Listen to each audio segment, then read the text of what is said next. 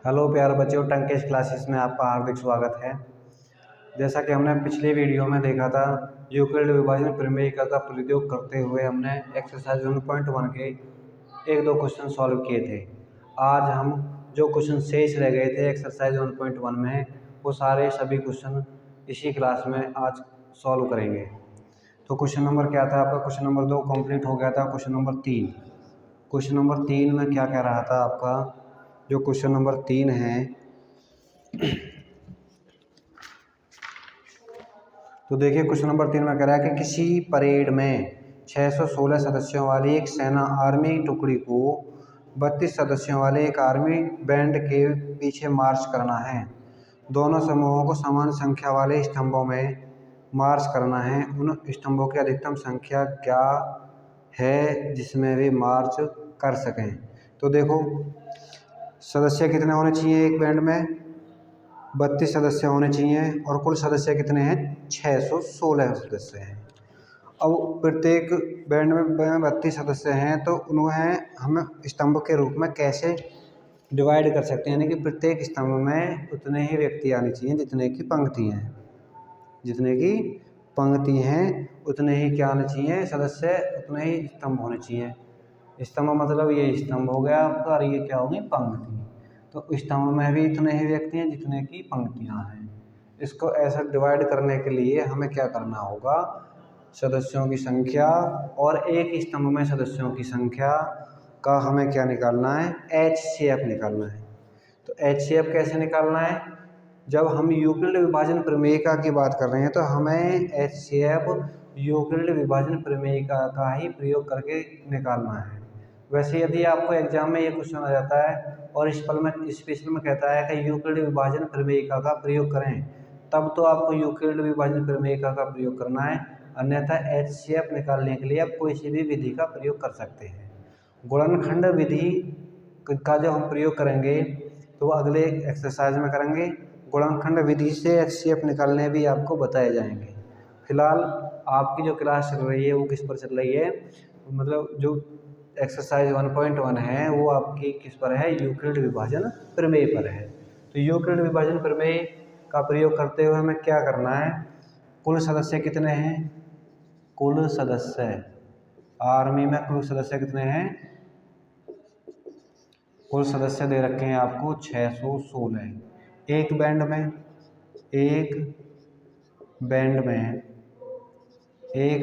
सदस्य कितने? एक बैंड में सदस्य कितने दे रखे हैं आपको? 32 सदस्य दे रखे हैं। तो आपको कितनी पंक्तियां यानी कि स्तंभ बनाने पड़ेंगे जिसमें प्रत्येक मतलब बैंडों की संख्या कितनी हो? 32 हो जानी चाहिए। तो आपको क्या करना है? हमें क्या निकालना है? HCF किसका? 32 और 616 का HCF निकालना है। तो HCF कैसे निकालना है? यूक्लिड विभाजन प्रमेयिका का प्रयोग करते हुए। तो रफली वर्क करना है पहले हमें, रफली वर्क, जिससे हमें गलती ना हो यूक्लिड विभाजन प्रमेयिका के रूप में लिखने में। तो रफली वर्क में क्या करेंगे? 616 में 32 से पहले डिवाइड करेंगे। तो 32 से पहले डिवाइड करेंगे तो कितनी बार जाता है? देखो 32 एक 32 पे एक ही बार जाएगा, 32 दूनी तो 64 हो जाएगा। बचा कितना? 9 2 11, 9 बचेगा। और यहाँ पर कितना बचा? 5 में से 2 गए, 5 में से 3 गया, 2 बचा, 29 बच गया। 32 एक 32, 29 बचा। अब उतारना क्या है हमें? 6। अब कितनी बार जाएगा? भाई 3 6 18, 3 8 24, 3 9 27, 9 बार जाएगा लगभग। देखो 9 दूनी 18 का 8, 9 3 27 और एक 28, 9 दूनी 18 का 8, 9 3 27 और एक 28, बचेगा क्या? 8 8 16, 16 में से 8 गया 8 और 8 में से ये 6 बचेगा। अब 6 का भाग किस में देना है हमें? अब तो कुछ उतारने के लिए है नहीं। अब 6 का भाग किस में देना है? 32 में देना है। ये मैंने पहले ही बता दिया कैसे करना है आपको। जब 32 में भाग देना है तो क्या आएगा? 6 पंजे 30, 6 पंजे 30 आ गया। बचा कितना? 2। तो 2 में कितने का भाग देना है? 2 में कितने का भाग देना है भाई आपको? 2 में आपको भाग देना है कितने का? 6 में 2, सॉरी देखो अभी से चेक करके देख लो गलती तो नहीं हो रही कहीं। 32 एक 32, 9 2 11 सही, 5 में से 3 गए 2 सही है, उतार लेना 6, 288। तो यहाँ पर बचता है आपका कितना 6, तो 9 दूनी 18 का 8, 9 3 27 और 1 28 सही है। तो यहाँ गलती हो रही है हमसे, 16 में से 8 गए 8, 16 में से 8 गए 8, यहाँ पे गलती हो रही है। मैं सोच रहा हूँ गलती कहाँ पर हो रही है। तो देखो 8 चौक 32, ये आपका 32 आ गया, 32 पे पूरा पूरा कट गया। तो अब इसी को हम यूक्लिड विभाजन प्रमेयिका के रूप में लिखना है। तो यूक्लिड विभाजन प्रमेयिका के रूप में कैसे लिखें, यूक्लिड विभाजन प्रमेय से। यूक्लिड विभाजन प्रमेय होती क्या है, दिमाग में आ जानी चाहिए आपको तुरंत आपकी, a=b³ प्लस के r की वैल्यू क्या है, 0 से बड़ी है बराबर और b से छोटी है। तो b की जगह क्या है, देखो आपका b की जगह 32 है और आपका क्या दे रखा है, आपका a की जगह 616 दे रखा है। इसको हमें लिखना है पहले 616 को। तो 616 बराबर किसके, 32 गुणा 19 प्लस के कितना 8। अब किसे लिखना है हमें, आगे 32 को लिखना है। 32 बराबर किसके 8 गुणा 4 प्लस के कितना 0। जब 0 आ जाता है तो आप क्या कहोगे, HCF किसका, HCF किसका 32, सॉरी 32 है यहाँ पर, क्या है 32 और 616 का जो HCF है कितना आएगा आपका 8 आ गया। इसका मतलब क्या हो, स्तंभों की संख्या कितनी होनी चाहिए, 8 होनी चाहिए।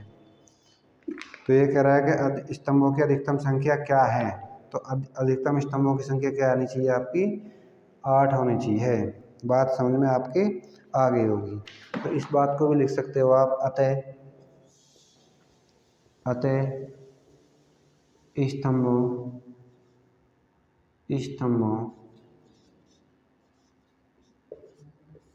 की संख्या क्या है, 8 है। प्रत्येक बैंड में कितने व्यक्ति हैं, 32, कुल व्यक्ति कितने हैं 616, स्तंभ क्या बनेंगे 8 बनेंगे। ये आपके पास समझ में आ गई होगी, आंसर आपका ये आ गया। किस विधि से, यूक्लिड विभाजन प्रमेयिका के विधि से। ये आपका क्या हो गया, रफली वर्क हो गया। ये क्या हो गया आपका, रफली वर्क। तो ये बात आपकी समझ में आ गई होगी। अब चलते हैं अगले क्वेश्चन की ओर, क्वेश्चन नंबर 4। तो क्वेश्चन नंबर 4 में क्या करा, चलो क्वेश्चन नंबर 4 को तो मैं लिख ही ले रहा हूँ, लिखना बेहतर रहेगा जिससे आपका अच्छी प्रकार समझ में आ जाए। क्वेश्चन को ध्यान से देखें, दोनों क्वेश्चन बहुत अच्छे हैं। यूक्लिड विभाजन प्रमेयिका का महत्वता आपको इन दोनों क्वेश्चनों से अच्छी तरीके से समझ में आ जाएगी। तो देखें क्वेश्चन नंबर 4 में कह रहा है कि यूक्लिड विभाजन प्रमेयिका का प्रयोग करके दर्शाइए कि धनात्मक पूर्णांक का वर्ग, क्या दर्शाना है, मैं केवल इतना लिख रहा हूँ, दर्शाइए कि धनात्मक पूर्णांक का वर्ग। धनात्मक पूर्णांक यानी कि a का जो वर्ग है, जो हम ये मानते हैं a का जो वर्ग है किसी पूर्णांक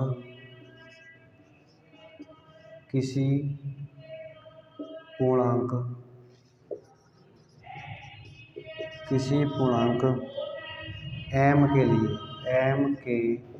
लिए 3m या 3m+1 के रूप का होता है। 3m या 3m+1 के रूप का होता है। देखो इसमें क्या पूछ रहा है, जो धनात्मक पूर्णांक है हमारा, कोई भी मान सकते हैं हम, जो उसका वर्ग करें तो वो किसके रूप का होना चाहिए, 3m और 3m+1 के रूप का होना चाहिए, जबकि m क्या है, पूर्णांक है।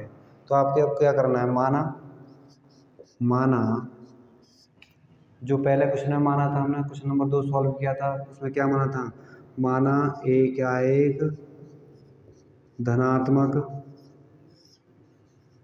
पूर्णांक है, क्या है, एक धनात्मक पूर्णांक है, तथा b इक्वल क्या मानना है हमें 3। मैंने क्या माना था, पहले 6 माना था, पहले दूसरे सवाल में, इसमें क्या मानना है हमें 3 मानना है। b इक्वल 3 है तब यूक्लिड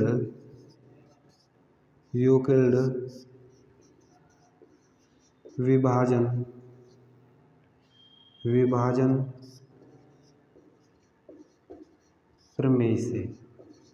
अब यूक्लिड विभाजन प्रमेय से क्या करना है हमें भाई, a बराबर किसके, a बराबर 3q प्लस के r की वैल्यू क्या है आपकी, r की वैल्यू क्या है, 0 से बड़ी है बराबर है, और b बराबर 3 माना है तो 3 से छोटी है। तो क्या आ जाएगी आपकी a की वैल्यू, अतः a इक्वल क्या आ जाएगा, a इक्वल आ जाएगा आपका 3q प्लस के 0, और क्या आ जाएगा a इक्वल बराबर 3q प्लस के 1, और क्या आ जाएगा आपका a इक्वल बराबर 3q प्लस के 2। अब क्या करा है, धनात्मक पूर्णांक a है, धनात्मक पूर्णांक का क्या करना है हमें, वर्ग करना है, तो वर्ग करें भाई, तो a का वर्ग बराबर किसके, 3q का वर्ग के, ये कर लेना है, और a का वर्ग यहाँ पर क्या करना है, 3q प्लस 1 का वर्ग करना है, यहाँ पर भी a का वर्ग बराबर किसके, 3q प्लस 2 का वर्ग करना है। तो वर्ग करें इसका, तो ये क्या आ जाएगा 9, 3 3 9 क्यू स्क्वेयर ए स्क्वेयर, और यहाँ पर क्या आएगा A square equal 3 3 9 q square plus के 3 दूनी 6 क्यू प्लस के 1 का वर्ग 1 आ गया। कौन सा सूत्र खोलना है, ए प्लस बी का होल स्क्वेयर बराबर होता है A square plus 2ab plus B square. इसी प्रकार का सूत्र खोलें सुविधा के लिए, एक बाद नहीं आएगा। यदि इसको हम दूसरी तरीका से खोलते हैं A square plus B square plus के 2ab, ये भी खोल सकते हैं, लेकिन ये पद फिर बाद में आएगा, इस वजह से हम इस सूत्र को खोलें। यहाँ पर वर्ग है तो वर्ग वाला सूत्र ही खोलना है, और ए स्क्वायर इक्वल क्या आ जाएगा, ऐसे ही 3 3 9 क्यू का वर्ग प्लस के 3 दूनी 6 दूनी 3 दूनी 6 दूनी 12 है क्यू प्लस के 2 दूनी 4, ये आ जाता है आपका। अब पूछा किस तरह, 3m या 3m प्लस 1 के रूप का होता है, तो क्या करें भाई, यहाँ पर से ए स्क्वेयर बराबर 3 क्यू स्क्वेयर हो जाएगा, 3 क्यू स्क्वेयर, यहाँ से देखो इन दोनों में से क्या कॉमन है, 3 कॉमन है, क्यू कॉमन है, 3 कॉमन है और क्यू कॉमन है, क्यू को कॉमन मत लो, क्यू स्क्वेयर प्लस के 3q स्क्वेयर प्लस के 3 दूनी 6q, ये आ गया प्लस के 1 आ गया। अब क्या आ गया यहाँ पर, ए स्क्वायर इक्वल कितना, 3 ही कॉमन लेना है, 3 कॉमन लेंगे तो क्या आएगा क्यू स्क्वायर प्लस के, इसको हम देखो क्या लिख सकते हैं, इसको हम क्या लिख सकते हैं, 4 को 3 प्लस 1 के रूप में लिख लें तो इसमें से कॉमन आ जाएगा कि 3q स्क्वायर प्लस के 3 चौक 12q प्लस के कितना 1 और प्लस के 1, तो इसकी जगह और इसकी जगह तो हम क्या लिख लें, ए स्क्वायर बराबर 3m, और इसकी जगह हम क्या लिख दें 3m प्लस 1, और ए इक्वल क्या लिख दें 3m प्लस 1, ये लिख गया आपका। तो यहाँ पर देखो ध्यान से देखो, m को सवाल में पहले ही रखा है, m क्या है, पूर्णांक m के लिए, इसका मतलब q क्या है, पूर्णांक है आपका, q क्या है, इसमें पूर्णांक है, q क्या है, इसमें पूर्णांक है, जो ये पूर्णांक दे रखा है q, तो ये पूरा पूर्णांक होगा, ये पूरा पूर्णांक होगा, ये भी पूरा पूर्णांक होगा। जब ये पूर्णांक हैं तो इसको मैंने एक जगह क्या लिख दिया, m लिख दिया, इसको भी मैंने क्या लिख दिया, m लिख दिया, इसको भी क्या लिख दिया गया, m लिख दिया गया। अतः अच्छा ये नीचे के नहीं आ रहा होगा, तो नीचे के लिए मैं आपको साइड में लिखे दे रहा हूँ भाई, इधर कर दे रहा हूँ। तो इस ए स्क्वायर इक्वल कितना जाएगा 3 क्यू स्क्वायर की जगह कितना m, और ए स्क्वायर किसके, ऐसे इसमें 3m+1, ऐसे इसमें ए स्क्वायर इक्वल 3m+1, ये आ गए आपके 3। मतलब इनकी जगह जो अंडरलाइन में लाइन खींच दी है यहाँ पर, ये जो लाइन खींच दी गई है इसकी जगह मैंने क्या रख दिया, m रख दिया, क्योंकि ये सभी पूर्णांक हैं, क्योंकि पूर्णांक है तो पूरा पूर्णांक हो जाएगा, और सवाल में पूर्णांक के लिए कह रहा है, पूर्णांक m के लिए कह रहा है, तो इसकी जगह मैंने पूर्णांक लिख दिया m, छोटा हो गया। तो हम क्या कहेंगे, अतः, क्या कहेंगे, अतः कोई भी धनात्मक पूर्णांक, कोई भी धनात्मक पूर्णांक 3m या 3m+1 के रूप का होता है। मैं समझता हूँ ये बात आपके समझ में आ चुकी होगी, और अगले क्वेश्चन में भी कोई अंतर नहीं है, लगभग ऐसे ही है वो क्वेश्चन भी, इससे अगला क्वेश्चन नंबर 4 भी ऐसे ही है, बशर्ते उसमें क्या करना है, इसमें वर्ग दे रखा था, उसमें क्या दे रखा है, घन दे रखा है, घन का मतलब घात 3, वर्ग का मतलब घात 2, तो घात 2 करी है हमने इसमें, उसमें कितनी करनी है, 3 करनी है, और घन वाले सूत्र का प्रयोग करना है। तो मैं समझता हूँ ये बात आपके समझ में आ चुकी होगी कि इस प्रकार का सवाल किस प्रकार से हम करेंगे। तो क्वेश्चन नंबर, बात करते हैं अंतिम सवाल इस एक्सरसाइज का, अंतिम क्वेश्चन है, क्वेश्चन नंबर क्या है आपका,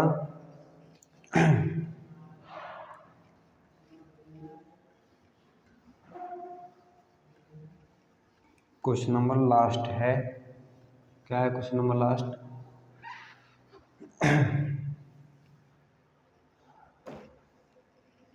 क्वेश्चन नंबर है आपका 5, 4, 5 हो गए, कौन सा था, 5वां क्वेश्चन है।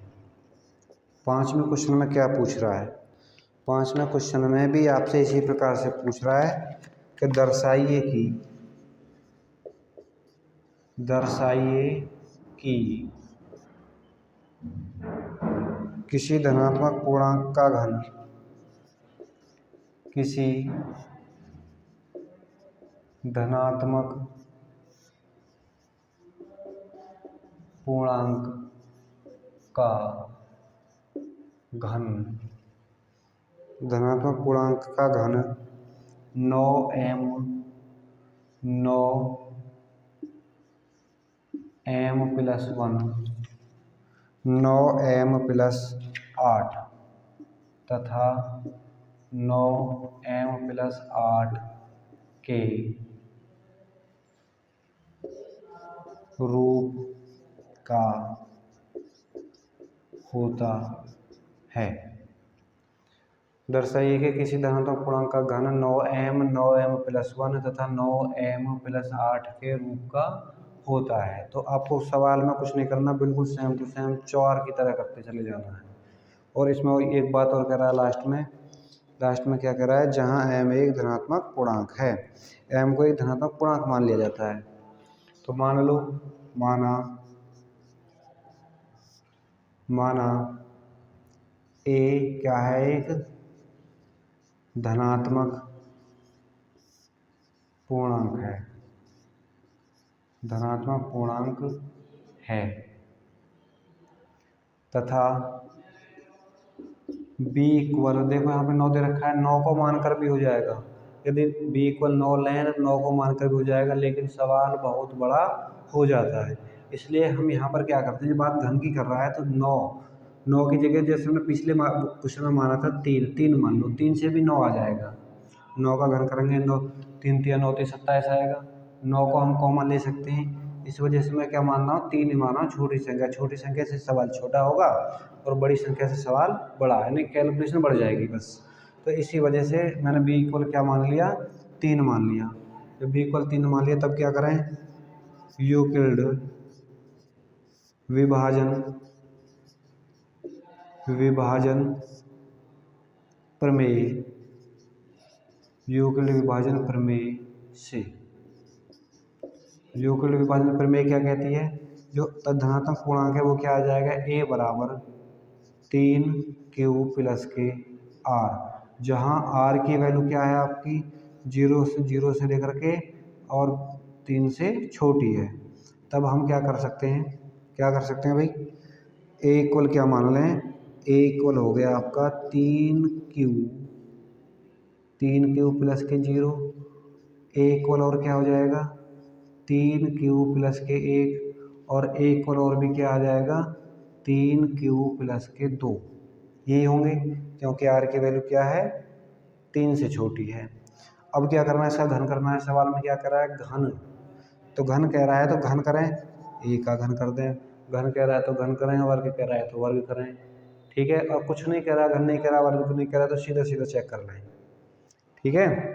तो a का घन क्या रखा है तो घन करें, 3q का क्या हो जाएगा घन, इसी प्रकार a का घन बराबर 3q प्लस 1 का क्या हो जाएगा घन, इसी प्रकार a का घन बराबर 3q प्लस 2 का क्या हो जाएगा घन हो जाएगा। ये बात आपके समझ में आ गई होगी अब यहाँ तक। ऐसा कोई क्वेश्चन आता है तो आप सॉल्व कर लोगे। अब सूत्र क्या होता है, a प्लस b का घन का सूत्र होता है a का घन प्लस b का घन प्लस के 3a square b plus 3ab square. इस सूत्र का हम प्रयोग करके इन दोनों को खोल लेते हैं, ओपन कर लेंगे। तो a का घन, तो ये तो आ जाएगा आपका कितना, a का घन बराबर 3 तिया 9 तिया 27, यानी कि 3 का घन कितना 27, और ये क्या आएगा q का घन। इसी प्रकार से इसमें a का घन बराबर 3 तिया 9 तिया 27, q का घन प्लस 1 का घन 1 हो जाएगा, 1 का घन तो 1 ही होगा, 1 गुणा 1 गुणा 1, 1 इक्का 1 प्लस के क्या आता है 3 तिया 9, क्या आ जाएगा देखो 3, तो 3 तो पहले दे रखा है तो 3 तिया 9, अब क्या दे रखा है a का वर्ग, a का वर्ग मतलब 3q का वर्ग, 3 तिया 9 तिया 27 तिया मैं लिख दे रहा हूँ पहले इसमें 3 गुणा 3q का वर्ग गुणा 1 प्लस के ऐसे ही इसमें आएगा 3 गुणा 3q गुणा 1 का वर्ग। तो क्या आता है आपका निकल के, मैं इसको थोड़ा सा इधर लेके दे रहा हूँ भाई, a इक्वल 3q प्लस के 2 बराबर a का घन बराबर 3q प्लस के 2 का घन। मैंने इसको इधर इसलिए लिखा है क्योंकि यही यहाँ तक आ गया, बराबर 27q का घन प्लस के, इस वन को मैं बाद में लिखूंगा, अब 3 तिया 9 तिया 27 q स्क्वायर प्लस के 3 तिया 9q, अब इस वन को मैंने बाद में लिख लिया। ऐसे ही इसमें a का घन करें तो क्या आएगा 27q का घन प्लस 27q का घन प्लस 2 का घन प्लस 2 का घन कितना 8 लिखे दे रहा हूँ मैं, 2 का घन कितना 8 प्लस के, अब 3 तिया 9 q का वर्ग, 3 तिया 9 तिया 27 दूनी 54 q का वर्ग प्लस अब क्या इसमें रखें तो क्या आएगा 3 तिया 9 दूनी 18 q, ये आ जाएगा आपका। 8 को मैं बाद में लिख दे रहा हूँ, a का घन बराबर 27 q का घन प्लस के 54 q स्क्वायर प्लस के 18 q प्लस के 8, ये आ जाता है निकल के। अब यहाँ से देखो हमें क्या दे रखा है 9 दे रखा है, तो 9 कॉमन लेना है सभी में से, तो a का घन बराबर किसके 9 गुणा 3q का घन, ये लिख लिया 9 तिया 27। अब ऐसे इसमें 9 कॉमन लेना है a का घन, तो a का घन बराबर किसके 9 कॉमन ले लिया इतने पार्ट में से, तो क्या आएगा 9 तिया 27 q का घन प्लस के 9 तिया 27 q स्क्वायर प्लस के 9 बाहर आ गया तो q 9 तिया 27 सही है, और ये क्या आएगा प्लस के 1। ऐसे ही इसमें से कॉमन लेना है a की घात 3, तो इसमें से क्या कॉमन आएगा देखो 9 ही कॉमन लेना है हमें, तो 9 क्या आएगा 9 तिया 27 q का घन प्लस 9 27, 9 चौक 36, 9 पंजे 45, 9 छक्का 54, 6 क्यू² प्लस के 9 दूनी 18, 2Q प्लस के 8 कितना आ जाता है, ये इसमें से बाहर रखो इसे, तो ये क्या आ गया आपका 8 आ गया प्लस के, क्योंकि 8 दे रखा है उसमें। अब इसकी जगह हमें क्या रख देना है, केवल इसकी जगह हमें क्या रख देना है, इनकी जगह हमें m रख देना है। अतः क्या रख दें, a इक्वल क्या इक्वल, a का घन इक्वल कितना 9m, a का घन इक्वल कितना 9m प्लस 1 तथा a का घन इक्वल कितना आ जाएगा 9m प्लस के 8, ये वाला आ गया, जहाँ m क्या है पूर्णांक है, जहाँ m क्या है पूर्णांक है। अतः हम कह सकते हैं कि किसी भी संख्या का घन 9m प्लस 1 9m प्लस 8 के रूप का होता है। अतः किसी भी धनात्मक संख्या धनात्मक पूर्णांक का घन 9m प्लस 1 तथा 9m प्लस के 8 के रूप का होता है। तो ये आपके बात समझ आ गई, हमें ये सिद्ध करना होता है और ये हमने सिद्ध कर दिया। तो आज के लिए बस इतना ही, मिलते हैं नेक्स्ट क्लास में, तब तक के लिए धन्यवाद।